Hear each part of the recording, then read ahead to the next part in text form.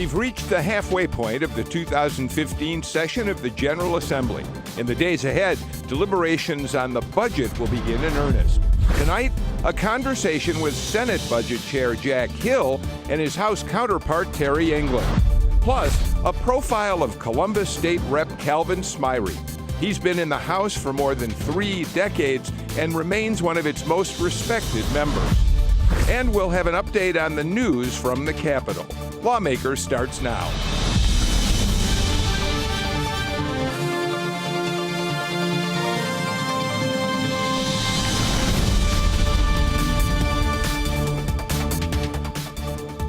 Good evening and welcome to Lawmakers. I'm Bill Nygaard. We are at the midpoint, day 20 of this year's legislative session.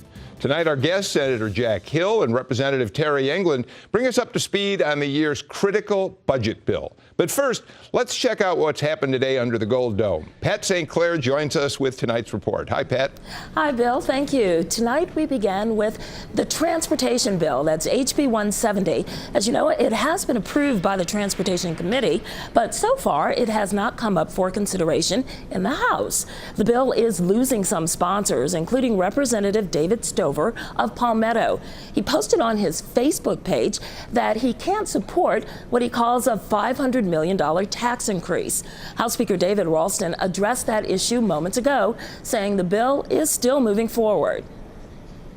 We got several days yet. Today was day 20. Day 20. So we've got a few days before crossover day, and we'll certainly, I'll be talking to Chairman Roberts as we go forward. As I told your colleague, I'm more interested in getting it right than I am getting it quick. Ralston denies the bill is losing support, saying instead it has gained support in the last few days. Ralston and other House leaders were there to show their support for HB 44, which is sponsored by Representative John Carson of Marietta. The bill, introduced today, would lower state income taxes by eliminating tax loopholes. There was a big step forward today for HB 1, that is the medical marijuana bill. It was voted out of committee with several changes and will move on to the House for consideration. And one of the major changes to the bill, it will only cover 8 medical conditions, including seizure disorder. Sponsor, Representative Alan Peake, wanted an expanded list of 17, but had to forego that list in consideration of likely objections once the bill gets to the Senate. One of the major changes to the bill, it will only cover 8 medical conditions, including seizure disorder. Sponsor, Representative Alan Peake, wanted an expanded list of 17, but had to forego that in consideration of likely objections once the bill gets to the Senate. The real challenge is going to be in the Senate now. They've given indication that they want to strip all the conditions and only be for seizure disorders, a very, very low amount of THC. And I would say to my Senate colleagues, hey, we've shown we can be compassionate to our citizens. Join me and do the same thing by passing this bill. The committee members, however, did give Peake a win on the strength of the cannabis oil. He argued successfully against efforts to reduce it to 3% rather than 5%. You're right. It is on the high. 3% is on the high level of what's been done in other states. Virginia just passed a law this past week. Passed both chambers and heading to their governor's desk that is 5% THC maximum. So we wouldn't be out there alone even at a 5% level. The bill is expected to see more changes with a couple of amendments that are to be added in the Rules Committee. Peake says the most important one deals with protecting patients who may have to seek medical treatment at hospitals. How do we protect a family who goes to a hospital, has cannabis oil, and is not make sure they're not turned away by a hospital? That's the worst thing that could happen. And so we want to make sure there's some protections for hospitals, for the physicians that work in the hospitals as well too. Many of the families supporting this bill were at today's committee hearing. Most of them indicated that they are pleased with the progress the bill is making, and they are holding out hope that it will fare as well in the Senate. Legislation aimed at promoting religious liberty in Georgia is at a standstill right now. One bill sponsored in the Senate by Senator Josh McCoon was tabled last week in his own committee. So we asked him, what happens now? Well, to be honest with you, we're still having discussions about the bill, and I'm not sure right now what the status is going to be. I know we're working on our agenda for our meeting tomorrow. I don't expect it to be taken up tomorrow, perhaps later in the week, perhaps next week, but we're still discussing the bill at this time. Are you at all willing to compromise with opponents who say that this bill will allow discrimination against the LGBT community? Well, last year, what we were told is that the language needed to mirror federal law, and the operative language of the bill now does mirror federal law. And we literally had this 11th hour requested change that frankly does nothing to the folks that are going to say this about the bill. I don't care what we do, what language we put in there, they would say that it was going to enable discrimination. The issue is that the opponents of this legislation, who've had a year and have said everything about me that you can say, have been unable to identify a single reported case in the 30 states where this is already the law where it has ever been utilized to shield a discriminatory act. Finally, what are your thoughts about former Attorney General Mike Bowers coming into the fray? I think that, the desperation of those who are opposing this bill is continuing to increase. First, they said it was a license to discriminate. We debunked that. So then they rolled out this Democrat district attorney from Macon to say that it enabled child abusers. His connections to Better Georgia were exposed. So now they've gone out and hired a paid lobbyist to come forward and try to give substance to these claims that have no basis in fact. So it doesn't surprise me. I think, again, it underlines the desperation of the opposition to this bill. The issues of transportation and education are being watched closely by Representative Calvin Smyre of Columbus. With 41 years of service, he is the Dean of the Georgia House. We sat down with Representative Smyre for an extended interview on those topics and several others. This is a major piece of legislation, and I think he wants to get it perfected as best he can under the circumstances, and then try to present a bill to the House of Representatives. I think we're very, very close. I think within the next week or so, I think you'll see a transportation bill on the floor of the House. Let's talk a little bit about education. Let's switch over to education now. The governor has presented his proposal for the Opportunity School Districts, basically taking over failing schools. The state would take over failing schools. And then we had a proposal, an alternate proposal from Senate Democrats, where we haven't heard a lot from House Democrats about the alternate proposal. A lot of due diligence is underway. The governor's taken a group to visit the state where the Opportunity Bill has been introduced and is in effect. And I think that the more the dialogue, the more we discuss, then I think the more likelihood you'll see something, a little more discussion, a little more coming out in detail as to what the Democrats and the Republicans feels towards the bill. But at this juncture, I think the jury's still out. So is there any other legislation that that's in your purview, that you're thinking about, that you're working on? Or no, transportation has been my make-or. I spent the majority of my time. I always like to work on the budget. To me, the budget is the most important bill that we pass. And one year, in fact, I advocated doing the budget and the budget alone because that's the only thing constitutionally that we're required to do. Everything else is man-made or woman-made. Because the budget is the only thing that we really have to do. So the other 1,500, 2,000 bills that we consider is something that each legislator wants to take back home and wants to be involved in. So, but budget's something that I work on. I've been on the Budget Appropriations Committee now for many, many years, and I always enjoy working on the budget, and as well as in higher ed. And those are the areas that I pays close attention to. The Higher Ed Committee, our university system in Georgia, I work very closely with our Speaker, Chancellor Huckabee, and the members of the Board of Regents in trying to assist in development of what I consider one of the greatest university systems in the United States. We'll have more of our extended interview with Representative Smyre later in the week as we look at his long career in the House and whether he plans to run for another term. That's it for now. Bill, back to you. Thank you so much, Pat. We'll see you later. As you just heard Calvin Smyre say, it is the only mandated requirement of the state legislature every year, passing a budget. It is a huge job, and the two gentlemen with us tonight know that better than anyone. To get some perspective on the challenges they and the General Assembly face, I'm happy to welcome the appropriations chairs of their respective houses. Senator Jack Hill from Reidsville, Georgia, and Representative Terry England from Auburn. Joining us for the conversation, as always, Jim Galloway, political writer for the Atlanta Journal-Constitution, the brains behind the Daily Political Insider blog. You have to read it if you want to know about politics. Jim Galloway, we just got a little bit of news, I think, sitting here getting set to do this show. Chairman England just told us that we're likely to see the appropriations bill has to start in the House on the floor later this week. Is that right, Mr. Chairman? That's the current plan.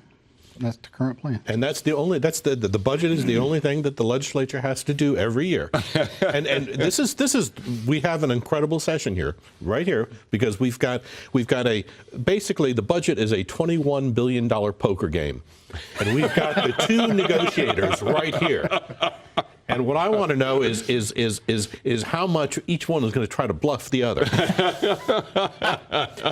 but seriously, I tell you what, we could, if you don't mind starting off.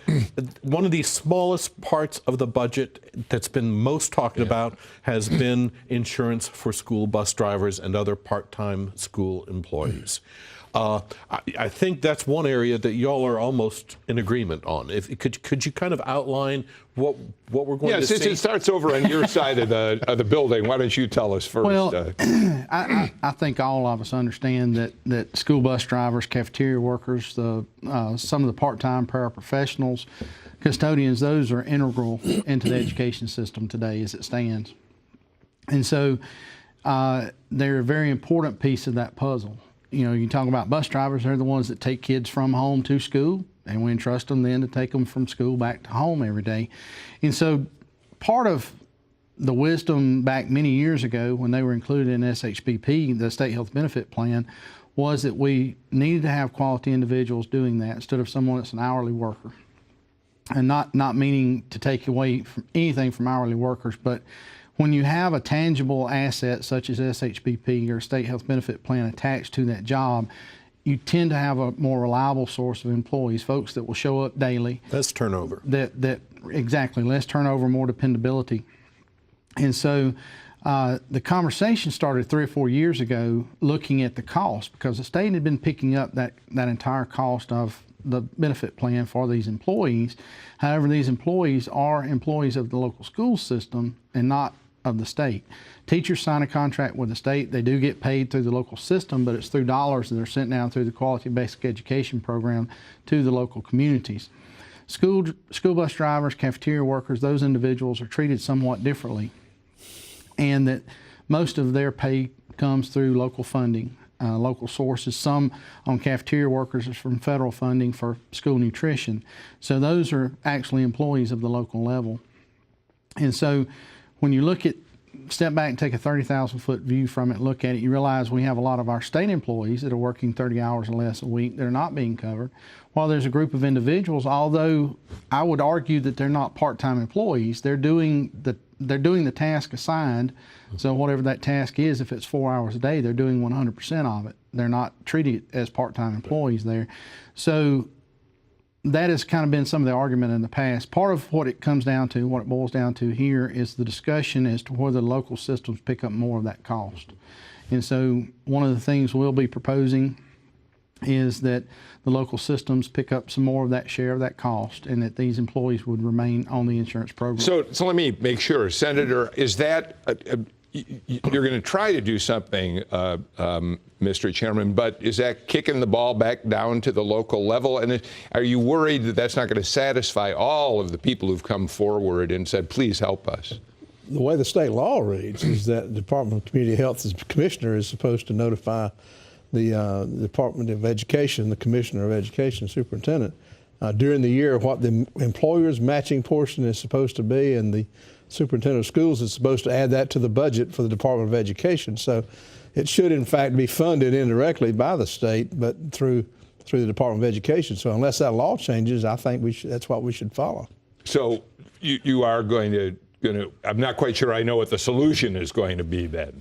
Well, what we're going to be proposing is that another $150 per member per month cost rolls to the local school systems Okay. to cover, because right now Okay. that's not how it's headed currently, the way it's done. So we'll be moving that to them. They will pick up that cost, and they can do it through the QB formula or Gotcha. the funds that they get All right. through QB. Thank you for giving us a little specificity there. Senator Hill, just one. I mean, your father, back in the what was it, the 70s or 80s? I mean, he, as president of the School Bus Drivers Association, he helped push through this benefit. I mean, what kind of attachment do you have to it? Well, it was a benefit that was gained through, school bus drivers and lunchroom workers coming together and the help of Speaker Murphy back at the time. And it was a benefit that there was a time when they were paid very poorly and really did it out of love and devotion and more than anything else. So this was a benefit that really was needed. And I think the way I would look at it for a school system or for the state is that it's a package deal. For about $20,000, you get a school bus driver or cafeteria worker. You pay them, but part of that package is the providing of health insurance, which disregards the amount of hours they work. But yes, the ultimate product is what is it we're tasking you to do, and are you doing it? And I think that they do and do a wonderful job of it. Let's turn to another issue that really came to light, for me at least, through the Atlanta Journal-Constitution in the last few days, and that's this question about the bump that primary care doctors have gotten from the federal government, federal funds, to increase their fees, to give them more money for taking care of Medicaid patients. That the feds are withdrawing that pool of money, and now many people out there, many doctors are saying, we're not sure we can continue to service Medicaid patients if we don't have some help from the state. How serious a problem do you see this as being, Mr. Well, it kind of rolls into, I've put on the optics over the last year of working with a Rural Hospital Stabilization Committee that the governor appointed last session, and trying to figure out what some of the root issues or root causes of some of the hospital problems that we're seeing out there, the ailments of the rural hospitals. And the provider bump that was provided by the federal government 18 months ago, almost 2 years ago now, is going away. To backfill that hole, it's about $61 or $62 million. A lot of money. To the figures I got as I walked out of the building coming over here just a little while ago. And that's a huge hole to fill. And we're struggling with what to do, because we do realize that it potentially does become an access issue, but at the same time, that's $60-some-odd million that you've got to find. Well, it's another example of the federal government funding something, then walking away from it and leaving the state holding the bag. Those funds are vitally needed by our primary care physicians and by OBGYNs in rural areas, particularly those that have a high percentage of Medicaid business that they do with patients. And I think it's a very crippling thing to those that we're still depending upon to treat the Medicaid patients. So I'm hopeful that between both branches of the legislature and the governor participating as well, that in the end we can find some way to fund at least a portion of that. Let me ask, this is just on a similar topic. Governor Nathan Deal rolled out his kind of a rural health care. Tell you what, let's hold that, because we will talk about rural health care and other budget issues, Jim, but let's take a break before we move on to that. So we will have much more about the budget process still ahead. Plus, in a contest between a deer and a fox, who would you put your money on? I wouldn't vote against the lobbying group that came out for this one. More Lawmakers in just a few minutes.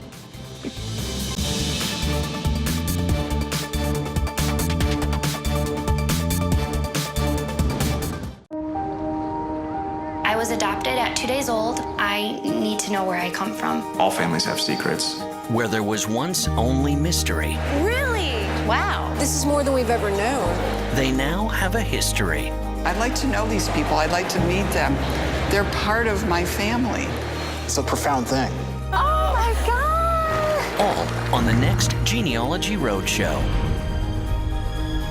Tuesday at 8 on GPB.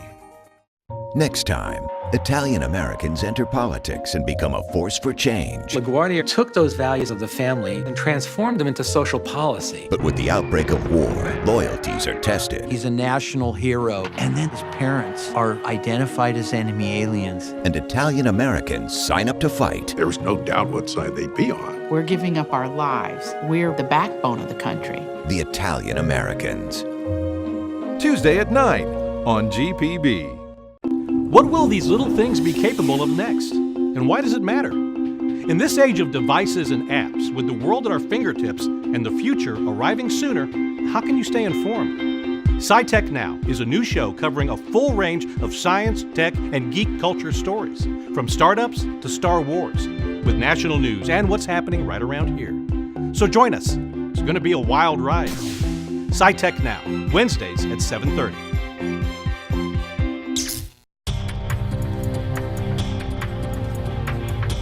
By law, legislative sessions of the Georgia General Assembly can run for no more than 40 days.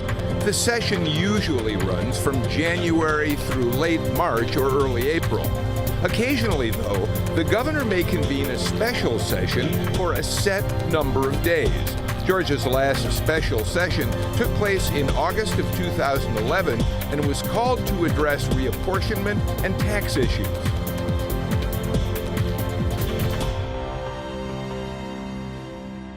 Oh, and they really love special sessions, the gentleman sitting with us tonight. Welcome back to Lawmakers. I'm here tonight with House and Senate budget chairs, Representative Terry England and Senator Jack Hill.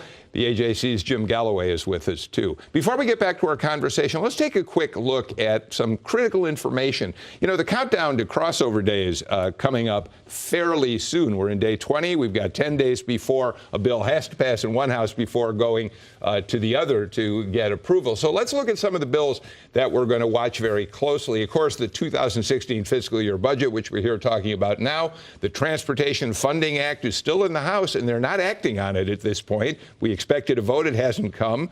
No-knock warrants are still up in the air. Senator Vincent Fort, one of the people, he'll be here tomorrow night to talk about that. Let's see what else we've got on the agenda. Medical marijuana, you heard Alan Peake talk about that a few minutes ago. Early voting, which would do two things. It would mandate Sunday voting, make it uniform across the state, and it would reduce the number of early voting days. A craft brewery bill, which would allow the craft brewers to make small amounts of beer that they can sell directly to consumers. So those are just some of the things that you gentlemen have to look forward to and in the days ahead. But Jim Galloway, let's get back to the budget and do a quick look at rural hospitals. This was just an open question I had for both of our budget chairmen. Governor Nathan Deal rolled out his kind of a pilot program for saving rural hospitals, creating kind of an emergency hub with a spokes of other hospitals around there. And I guess what kind of challenge, and open to either from an answer from either one of you, or what kind of a challenge does rural health care ultimately pose to the state budget? Because it's a serious problem, especially when it comes to economic development. Senator Hill, you want to take a crack at that? Well, of course, Representative England's been working with that, but you know, I think it is definitely a fact that local governments will have to participate in many cases in the saving of their local hospitals. I don't think the state can fund and keep afloat hospitals across the state. We have twice as many hospitals as they have in South Carolina.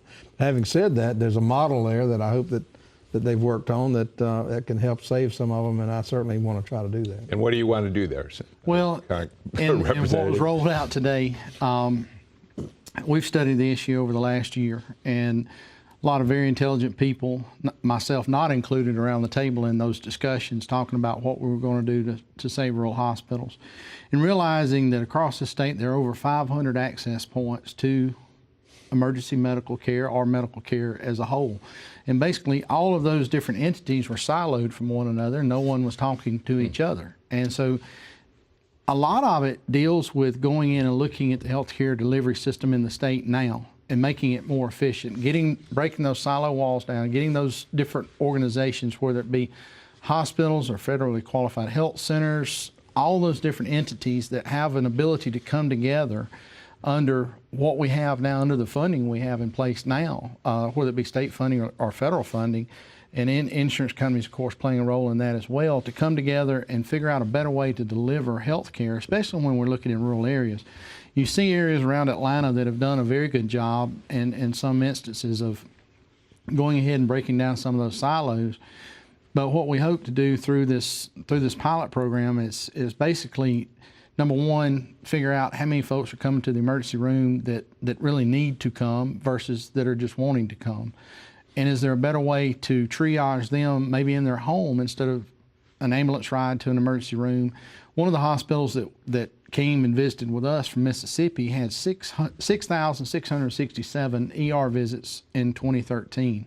Of those, 3 were emergent But needs. presumably you could say that, and I know this is a charged issue, without having taken the federal government Medicaid money, many people without health insurance say they have nowhere to turn but emergency rooms. It becomes their only care provider, right? And that's the reason that our folks with the federally qualified health centers, rural health centers, and other access points are going to have to be at the table and having this discussion all together, because there is a way to make this work. And we hope, in the model that was rolled out today, we hope that it's going to be something that other states look at as a solution. Let me throw out something very quickly, because we might be able to dismiss it in a matter of moments. Is there any fiscal note attached to the governor's plan to rescue failing schools? Is it revenue neutral? Is he going to require additional funds? Is it just a matter of juggling numbers from one column to another? My understanding of it at this point, it's revenue neutral, because the funding follows the student.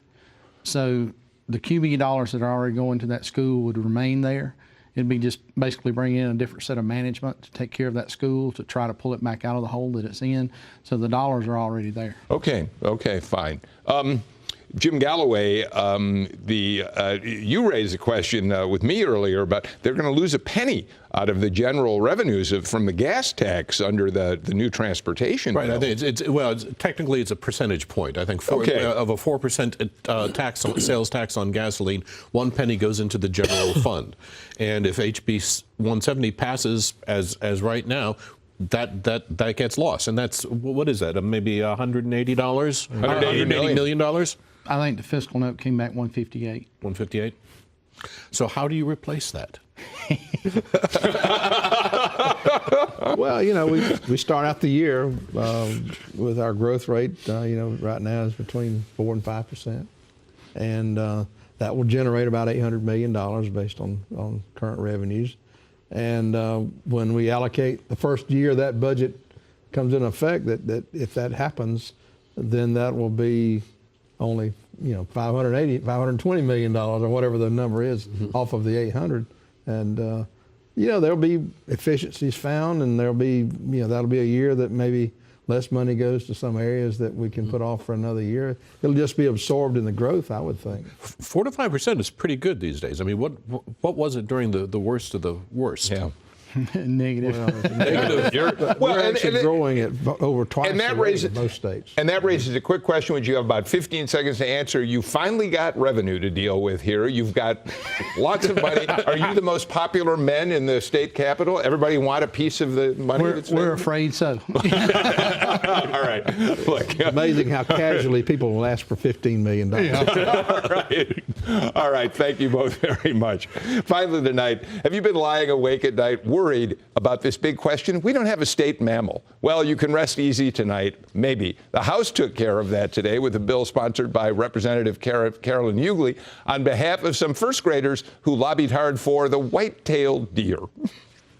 I'm honored today to bring House Bill 70 on behalf of the first graders of Reese Road Leadership Academy. This bill comes to us as a result of a Boy Scout project studying state symbols, and they discovered that Georgia is one of 3 states that does not have a state mammal. The children initially wanted the gray fox, but after working with the commissioner, they were convinced that the white-tailed deer should be the state mammal. Well, day 20 of the Georgia legislative session is now a wrap. We're going to be back tomorrow night with our special guest, Senator Josh McKoon. We'll talk about his ongoing efforts to pass a controversial religious liberty bill. Senator Vincent Fort will be with us, too, to weigh in on that hot-button issue. In the meantime, we thank the chairs of the Appropriations Committee, Jack Hill and Terry Englund, for joining us. You can contact us at lawmakers@gpb.org. Jim Galloway, thank you for being here as well. I'm Bill Nigut. Have a great evening. This is a GPB original production.